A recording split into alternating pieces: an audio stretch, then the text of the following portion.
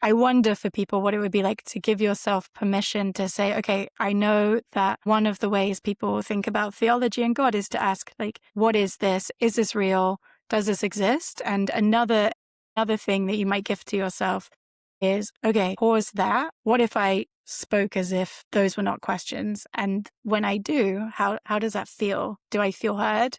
Do I feel I hear myself differently? Do I experience a different part of myself?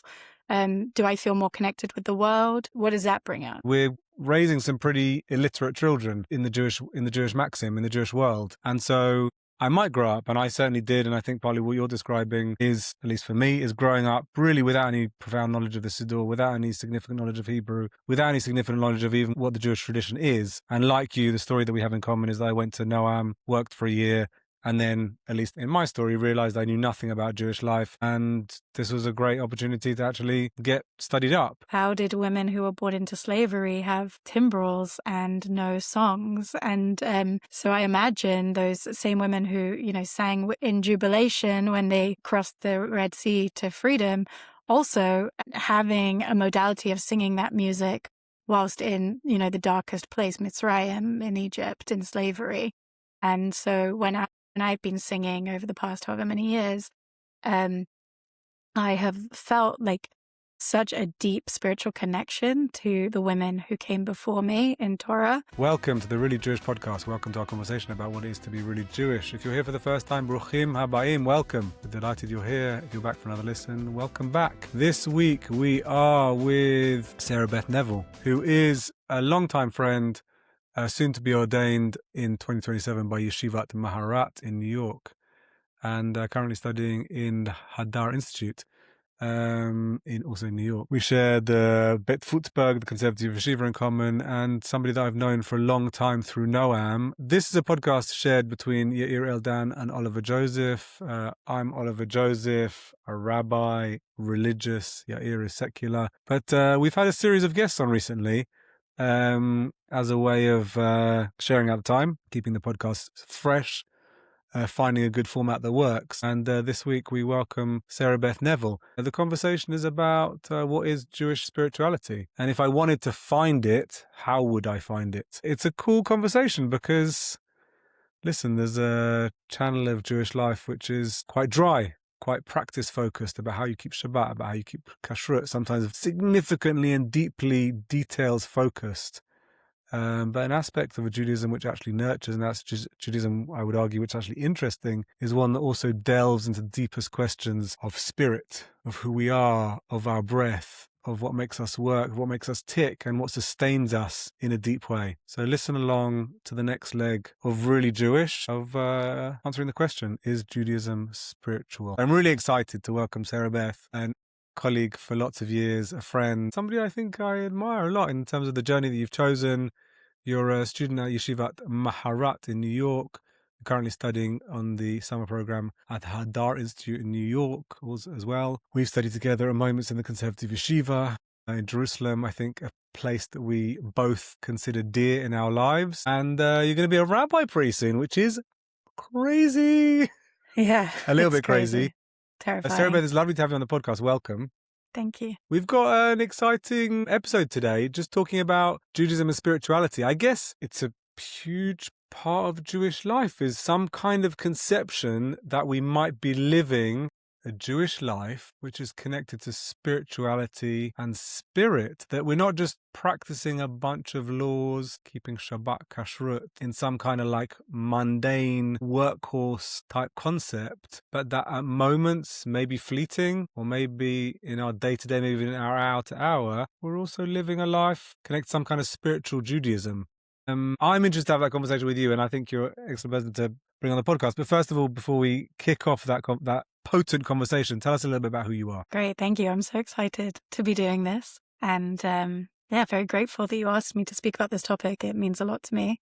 I'm originally from London, as you can probably tell by my accent, but I grew up mostly in Edinburgh in Scotland, which you definitely can't tell from my accent. After university, I trained to be a lawyer in the city of London. I did that for many years. And then in 2021, just as the world was coming out of the global pandemic, moved to Israel, to Jerusalem, and I studied Torah there for a couple of years. And after that, moved here to New York City to train to be a rabbi. And that is where you find me now, just 1 year away from ordination at Yeshivat Maharat, and also studying with the Hadar Institute, and really enjoying my studies. Before we get into the question of spirituality, why on earth would you choose to be a rabbi? I think it's really, I'm really keen to bring a real diversity of guests on our podcast. But it's appropriate as a rabbi talking about Judaism that we have other rabbis on the podcast who also might have different takes on why on earth you might choose this profession. But why do you want to be a rabbi? Why are you training to be a rabbi? So I'm not sure how much I should disclose about my journey to the rabbinate. Tell us everything. Okay, it involves some people you know quite well, and it also involves a lot of resistance at various stages. I always loved Jewish practice, and I always loved Jewish prayer. My parents took me to shul every week. I loved going to shul. I loved cheder, like Hebrew school, as the Americans would say. I loved Jewish summer camp, being both a participant and a leader. But I was very resistant to the idea of going to yeshiva every summer. Noam, our mutual youth movement, used to phone me up and say, will you go to yeshiva for the summer? And I used to say, no, I just spent my entire year in a library. I'm going to spend my summers on the beach or hiking up a mountain, exploring art galleries, whatever, you name it, but I'm not going to yeshiva. And then I worked for Noam, our mutual youth movement, for a year. And at the end, I was sent to the conservative yeshiva's summer program as part of my portfolio. And having resisted it for years and years and years, it was now part of my job to be there. And I absolutely loved it. I loved Jewish text. I loved becoming more knowledgeable about prayer, taking on more and more prayer leadership roles, exploring different types of spiritual practice, religious practice. And when I got back to London and was on summer camp, our mutual friend, Rachel Sklan, if she's listening to this, thank you, told me I should go off and become a rabbi. And again, my first gut instinct was to resist that and say, no, I don't think that is the right path for me. And I went off to become a lawyer. And the idea basically haunted me for many years afterwards. I would spend my days doing law, but I would spend my evenings and my weekends involved in participating in and building Jewish community and just getting so much meaning and enjoyment from Jewish spaces, Jewish learning, prayer. And eventually, as I said, when the global pandemic was kind of ending, I had this sort of now or never feeling about becoming part of the rabbinate. And I went off to Israel. I explored that for a couple of years and went even deeper into text, deeper into prayer, deeper into spirituality, and decided it was absolutely the right path. And yeah, that's how I ended up here. So mostly a love of Jewish practice, Jewish prayer, community building, helping people to have Judaism accompany them through the best and hardest parts of life. So that's a good segue into the topic for today, because that's, I guess, part of the question that we're analysing today is about how this Jewish spirituality might also be of support. But we'll come back to that. Is Judaism spiritual? How do you identify this spirituality that lies perhaps at the center of Judaism? Yeah, I mean, I think that there are ways of practicing Judaism that are devoid of spiritual, recognition and presence and intention. But I think the tradition itself, both like textually, but also in terms of the practices it asks of you, are teeming with spirituality. I was thinking about, where does this come from? And, the very beginning of our entire textual canon in Sefer Bereshit in Genesis begins with the presence of the divine, of God, right? And that is the opening gambit of our text. So the idea that there is some divine spiritual being greater than us, present, is foundational. It's the first thing you experience when you open our text. But also, I was just looking at ways that I understand spirituality in our text. And I think a big part of Jewish spirituality is also about the self and the soul. And again, that comes into our tradition super early. Like the second chapter of our text is us being formed from the material world, from dust and earth. And then that divine being described at the very beginning of our canon, sort of blowing his essence into our nostrils to put a breath of life into us, and us becoming a living being through the breath of divinity, of a divine spirit. And so I think, our very origin story begins with the divine and the spiritual. The world is formed out of and by that divine presence. And then when we're created, kind of the first thing that happens to us is that essence, that spiritual essence, is breathed into us as living beings.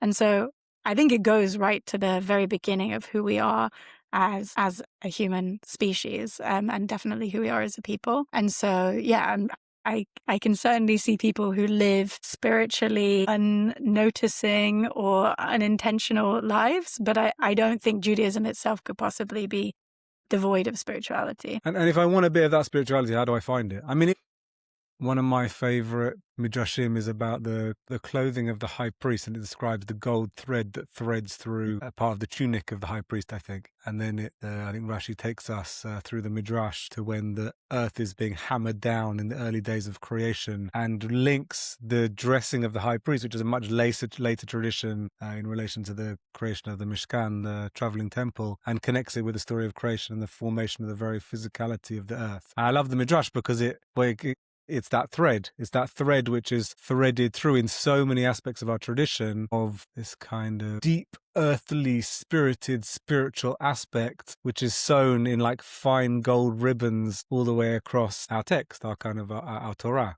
Like you say, the biblical canon. And for me, that's an aspect of spirituality. And it's the digging and the finding and the searching, which is something of that spirituality, that we're constantly searching for some kind of essence that is a continuum across really complicated and sometimes gory and messy stories and histories of our people. But if I want a little bit of that, where do I go finding it? If I'm a Sarah Beth, if I'm a soon to be a rabbi, like where do you find that spiritual Judaism? Where do I personally find that spiritual Sure. Judaism? I'm your devotee, I'm your disciple. I want to know a little bit of how to find this. Like that's, we describe this podcast as you're a fly in the wall listening in on a conversation. And like, I guess I'm interested, like what's your take on how to find or develop a spiritual take on Jewish life? My life is Jewish, but devoid of that sense of a spiritual connection. How do I find it? Right. Yeah. So I would say, of course, everyone is different. It's very much an art and not a science. And also our tradition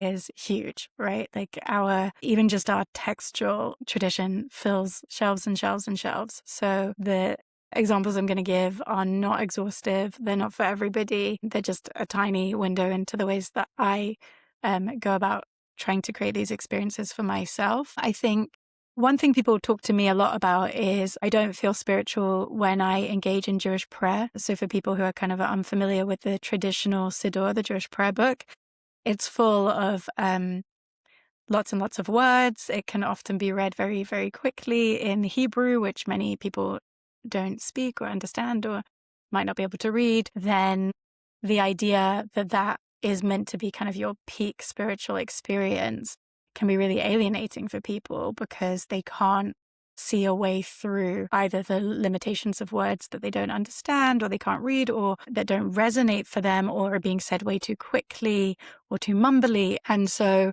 often, I mean, one thing I try and think about is, well, where do you experience spirituality if not through Judaism? What else in the world is there anywhere in the world where you feel a sense of divinity or accompaniment by spirit or spirituality? And how might you bring that into your Judaism rather than just trying to use traditional Jewish methods to get to there? The other thing I would say is that a lot of people will say to me, like, well, I can't feel spirituality when I pray.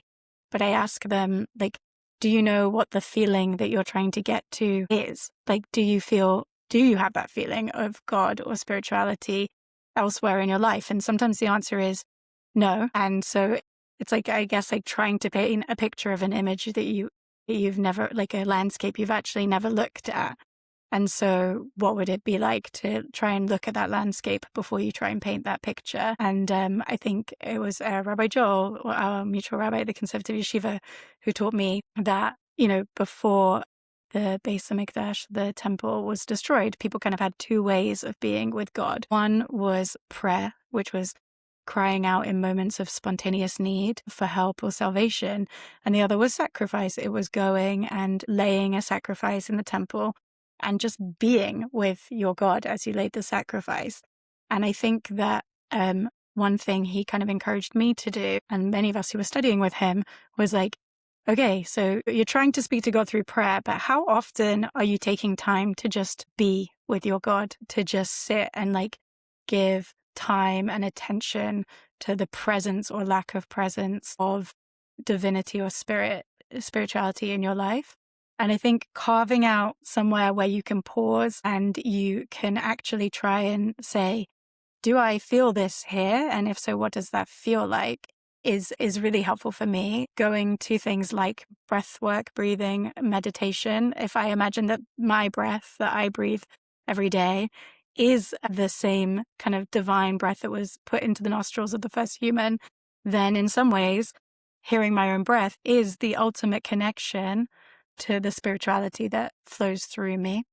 And so, having moments where you can actually try and listen to the divinity that might be within yourself, experience the divinity that might be outside yourself, but not expecting that if you've never taken the time to kind of try and understand what that might feel like, you're going to necessarily find it through. I'm really interested in what you're saying. I think one of the things that Rabbi Joel also speaks about in quite an impassioned way is like the way in which in corners of the Jewish world, whether it's New York, whether it's London, or whether it's other places in Europe or beyond, and even in Israel to a degree, we're raising some pretty illiterate children in the Jewish maxim, in the Jewish world. And so I might grow up, and I certainly did, and I think partly what you're describing is, at least for me, is growing up really without any profound knowledge of the Siddur, without any significant knowledge of Hebrew, without any significant knowledge of even what the Jewish tradition is. And like you, the story that we have in common is that I went to Noam, worked for a year, and then, at least in my story, realized I knew nothing about Jewish life. And this was a great opportunity to actually get studied up.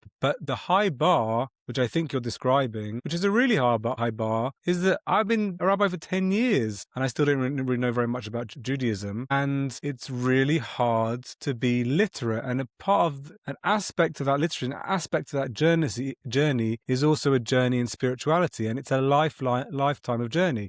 And the other layer of that is it perhaps compounding that feeling of being an outsider to the tradition which is supposed to be mine, which I was supposed to be born into, is a notion in the Western world, in the TikTok world, in the wherever it is, kind of this wild, instantaneous, instant gratification world that we live in now, is that I want it. I want it now. I want that spirit. I brought you on the podcast, tell me what spirituality is, and you haven't given me like a 4-second answer, which I can, tap into now. I don't want to study for 3 years or 2 years or even 6 months to be able to understand what spirituality looks like. I want you to tell me now, Rabbi. But that's a tough journey. But the bit that I really liked in terms of what you said, and I really relate to, my prayer practice is rubbish. My prayer practice over lots of years, including when I was studying in Yeshiva, really was sucky. It wasn't good. But the bit that I lean into nowadays, and have really, particularly in recent times, really tried to lean towards, and the framing you're offering is actually very helpful, is what does it mean to show up at temple? Like, the ancient world was a world of aliyat regel. Every now and again,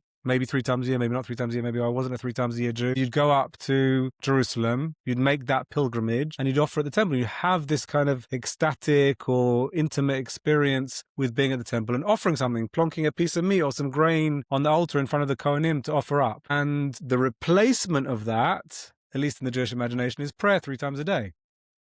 And rather than imagining for a moment that we might pray 3 times a day and hear the angels singing on high, wherever it might be, what about if the object of that 3 times a day is literally just to sit for a couple of minutes and listen to the silence, like you said, or listen to your breath and say words acknowledging that nobody's listening? Like, what is that? What's that in terms of a spiritual experience? Because my version of God, in some terms or another, is as much of an absence as a presence. Like the God that we pray to maybe is a miracle performing, maybe split the sea, maybe did all this crazy stuff. But the God that I also pray to is an acknowledgement of the vastness of the universe and the acknowledgement of the deep desire that I have for some kind of spiritual center I'm constantly searching for. And that kind of silence is also important as a spiritual reflection. Like, spiritual reflection is also about noticing the void and noticing fear as a primary lead of our spiritual and intimate lives. Any of that work for you? Yeah, wow, a lot.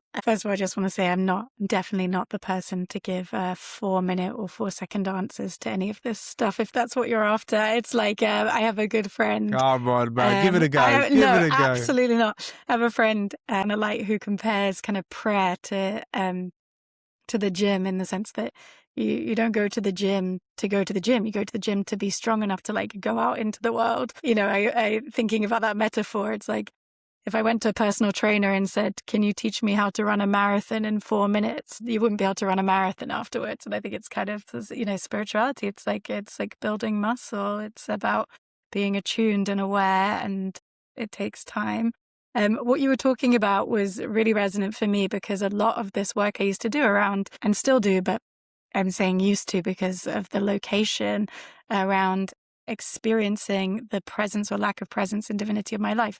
I used to literally go and do this at the Ezrat Yisrael in Jerusalem, which is one of the parts of the Western Wall, which is surrounded by kind of debris and bricks from the ancient times. And it's this amazing experience of being somewhere with the intention of trying to feel kind of God's presence, but doing it purposefully somewhere where you are surrounded by the destruction of the moment where, in theory, a certain form of God's presence, i.e. the temple, was removed from us, and what it means to sit amongst the destruction of a type of access to God that just isn't available to us anymore, but still nonetheless be trying to experience God's presence. And I think that there's something there about in some ways spirituality being kind of a listening, like for me, it's a big listening exercise, a higher self and a higher world and higher realms that aren't always available to me if I'm just moving and moving and moving. But if I'm still enough and I'm quiet enough and I'm focused enough, then I can either hear them there or kind of not there and experience, like you said, there's something very Jewish about yearning, and there's also something very Jewish about being accompanied. You know, we were the people of a mikdash, a separation, and a mishkan, a being dwelled with, a shekhinah of an eminent God who is in everything and everyone and around us, and also, a distant God who is the Ein Sof, who we can't even begin to put into words and imagine. And I think that paying attention to how those come up for you in your life and in different places is a serious spiritual exercise. I would say one thing that I also do, that, if I was to give the closest thing I could to the 4 minutes, not explanation, but kind of exercise, is I think that also as kind of Jews in the modern era, one of the things that gets in the way of spirituality is a level of kind of cynicism and skepticism and theorizing about the divine, instead of, like I said, like trying to actually experience it. And I think something happens when we relieve ourselves of the questions of, like, do I believe or don't I believe?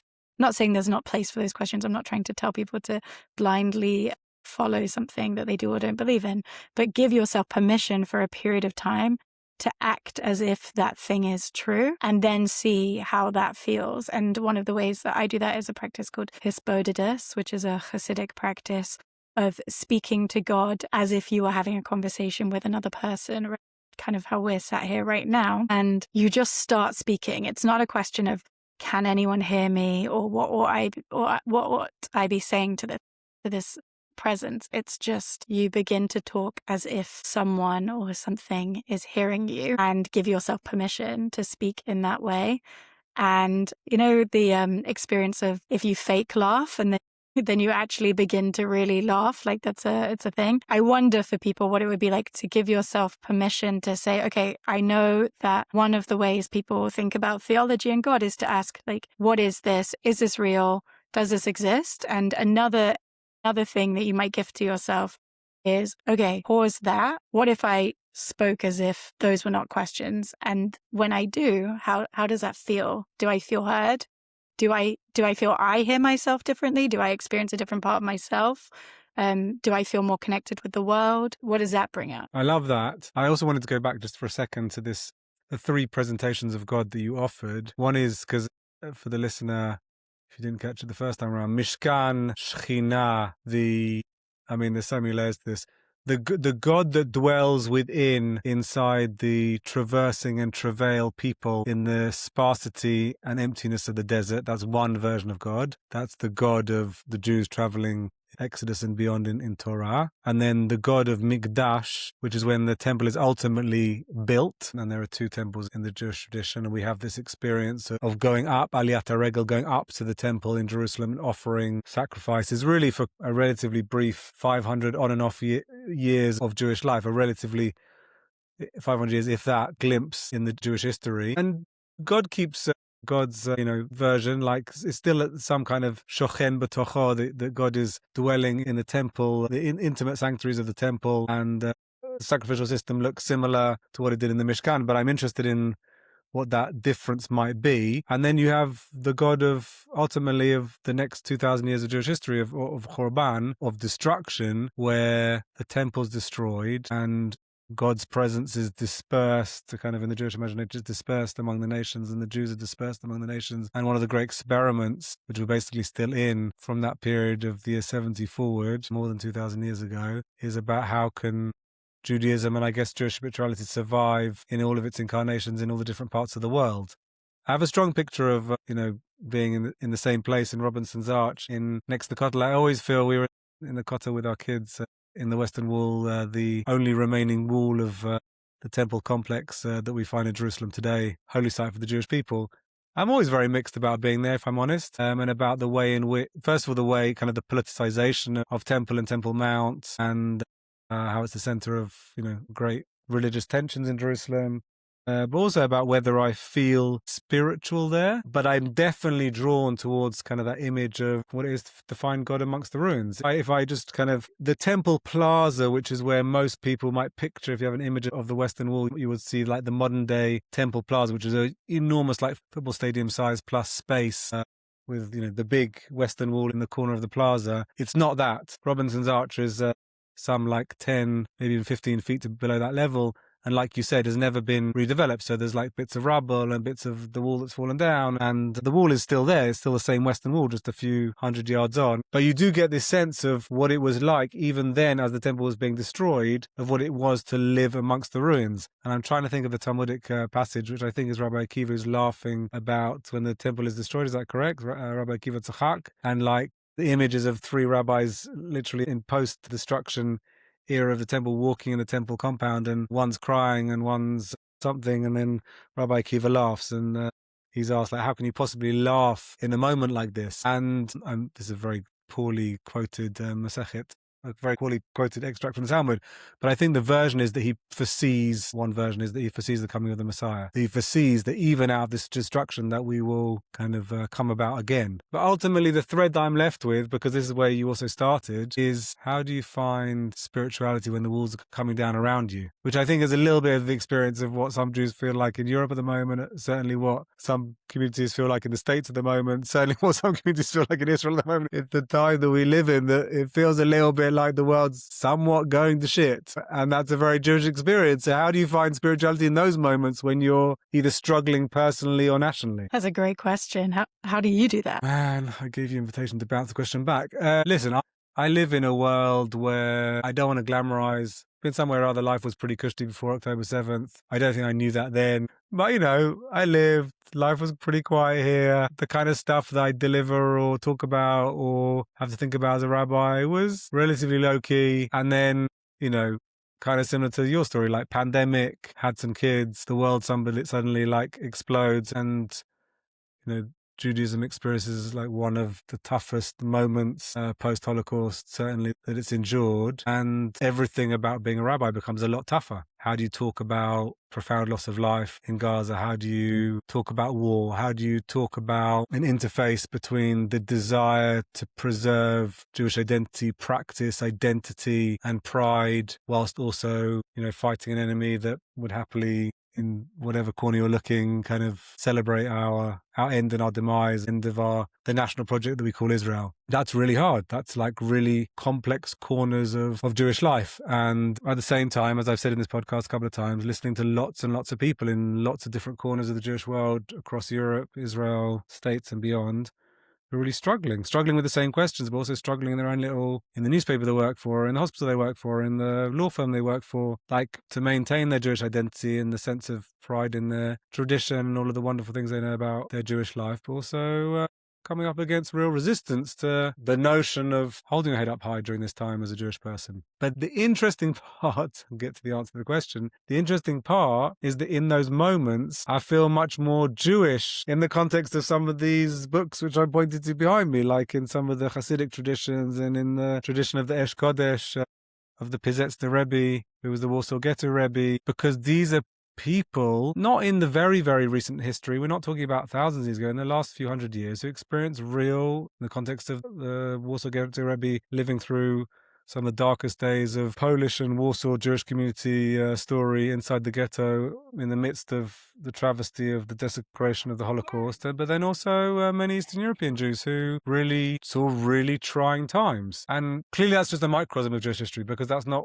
the entirety of Jewish history, the last 200 years of Eastern European pogroms and difficulties and Shoah. But there's something there where I can, when you're describing being Robinson's Arch and looking at the ruins of the Kotel now, 2026, or last year or the year before, I can picture Rabbi Akiva there in the ruins. And when I listen to Nesh Kodesh describe that there's not even a heart to arouse and a person to bring back to the yeshiva anymore, because there aren't any people anymore, and there aren't any young people anymore, and there isn't any energy to reestablish and revive the aspects of Jewish people and the Jewish community inside the ghetto. Like, I hear that. Like, I don't hear it in like for like, but I hear some of the spiritual tones that he was interacting with through his teachings, and I hear his strength, the strength that it took to carry on teaching and carry on writing. And I don't think that's a particularly satisfactory answer, but because I don't want to be there. I don't want that. I don't want that for my kids. I don't want that for me. But I do have like some kind of equalizer that I feel in a different type of relationship with the sages of old who lived some really difficult and complex times, and we're living them now. Yeah, that really resonates for me as well. I think one of the things, I'm also a big study of Hasidus, and I think in Gemara, like they spend a huge amount of my time in Hasidus and Gemara, and those are two forms of Jewish text written at times where people were really grappling with, like, what does it mean to live through destruction and persecution and tragedy. And I find it really spiritual when I hear the voices of the rabbis echoing around the world that I see now. And when I find pearls of comfort and wisdom from ancestors of yesteryear that feel like they could have been written for me. Another practice that I have found incredibly meaningful spiritually and kind of emotionally over the past few years that you've been describing that have been so hard has been music and song. I think a lot about in the Torah when the Jewish people left Egypt and they get through the splitting of the sea. The first thing that they do is they sing, and we're told that Miriam and the women take musical instruments out and start singing. I feel like, one of the implications of that is that even in Mitzrayim, which to me is like, the paradigm of the persecution of our people that we think about every year, these women, they must have had their instruments with them, and they must have, to some extent, been using them and singing, because, otherwise, how did women who were brought into slavery have timbrels and no songs? And so I imagine those same women who, sang in jubilation when they crossed the Red Sea to freedom, also having a modality of singing that music whilst in, the darkest place, Mitzrayim in Egypt, in slavery. And so when I've been singing over the past however many years, I have felt like such a deep spiritual connection to the women who came before me in Torah. I imagine that other than breathing, as I've talked about, it might well be the oldest spiritual practice that I participate in, direct conversation with God, which is something that our ancestors did very early on in Torah, breathing, which is the very first divine thing we do, but also song. These are such old practices, and practices that journeyed with us through moments of intense suffering and then out into the other side of like peak jubilation. And so I've been really trying to lean into that as much as I possibly can. And I do feel that when I'm singing, I do experience a higher kind of understanding of the divinity in the world and the divinity in other human beings, and also the divine part of myself, because it's another form of, as much as it's about output, right, and also breathing, it's also an experience of deep, deep listening and hearing things that might otherwise be being drowned out by the busyness or the noisiness of everyday life. I mean, that's a spiritual practice that in these kind of like harder years I've really, really lent on. I love that. I mean, there's no need to add to that, but I will add.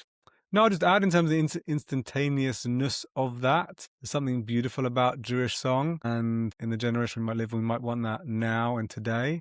And I can say, raising kids, enjoying lying in on Saturday, I wasn't always the first person to shul, but there is a profound beauty in knowing the service, even without the words inside out, sitting down, closing your eyes and singing, for me, saying not the service back to front, but like parts of the service just from your heart because it comes. And that's not something you get overnight. That's something that takes actually quite a lot of months and years to master. But when you get there, that is a profoundly spiritual experience. I can't tell you what all of the words, every single word of the ancient Hebrew that I'm singing, even today, but I can tell you that it moves me and that it shapes me, and I'm a different person when I walk out from when I walked in. And that sounds pretty spiritual. And that sounds like also along the lines of the description of the women, Miriam and cohort, singing on the other side of the splitting of the sea. We're gonna start to wrap up, Sarah Beth. This has been great. I was a little bit, will we get there? Won't we get there? It's a little bit tinny at the beginning. Because it's a really big topic. Like, it's hard to talk about spirituality, but I felt like we went somewhere. Tell us something about. We didn't even go. I mean, we went somewhere, but we didn't go close to everywhere or anywhere. Like, and that sounds like an invitation to come back on the podcast. Very much the tip of the iceberg.